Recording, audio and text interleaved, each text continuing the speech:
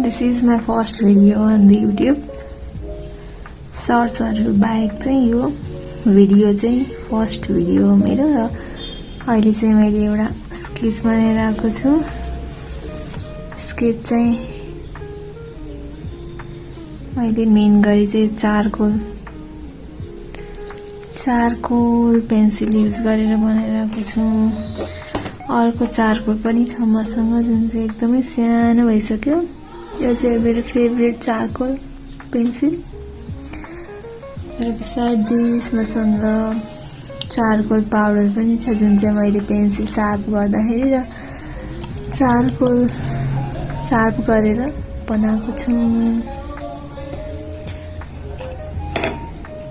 यो स्केच सुरु गर्दादेखि नै भिडियो बनाउन पाएन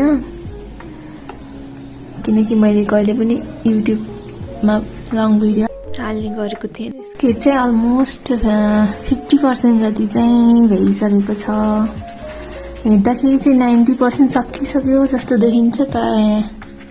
सानो सानो डिटेल्सहरु बनाउनै बाँकी छ।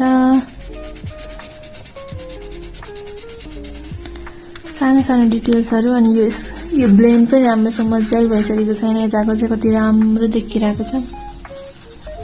यताको चाहिँ मजाले ब्लेन्ड नै भएको छैन। हुन त रेफरेन्समा जुन लुगा छ त्यो लुगा चाहिँ जिन्स लुगाको जस्तो थियो, त्यही भएर हल्का हल्का लाइनिङ खालको टेक्सचर पनि थियो लुगाको। तर यसलाई मजाले ब्लेन्ड गर्यो भने चाहिँ अझै राम्रो देखिन्छ। त्यही भएर 50% मात्र कम्प्लिट भएको छ। एकदमै टाइम लाग्छ यो बनाउनको लागि फेरि। अनि मेरो फर्स्ट भिडियो भएको हुनाले चाहिँ मैले थोरै मिनेटको मात्रै राख्ने सोचेको छु। लङ भिडियो चाहिँ बनाउँदिन। भिडियो बनाउँदा चाहिँ लङ हुन्छ, टाइम ल्याप्समा देखाउँछु।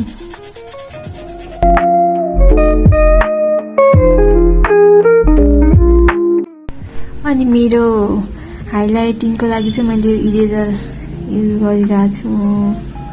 मोनो 0 इरेजर टोम्बोको। यसमा चाहिँ धेरै हाइलाइट्सहरु छ फेरि यो लुगामा।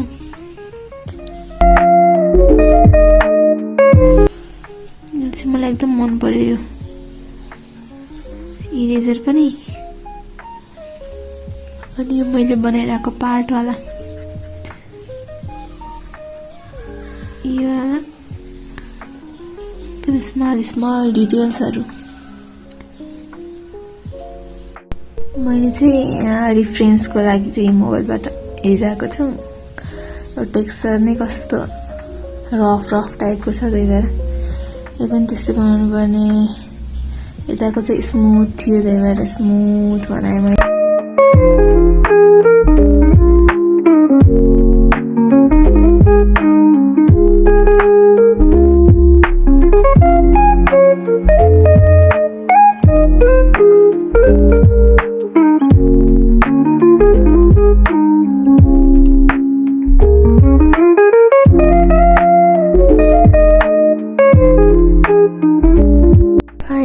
स्केच चाहिँ बन्यो, तर यसमा केही छुटेको पनि हुन सक्छ। तर अहिलेको लागि चाहिँ फाइनल नै हो। अब म यसको टेप लगाएको थिएँ, त्यो चाहिँ निकाल्नु पर्यो।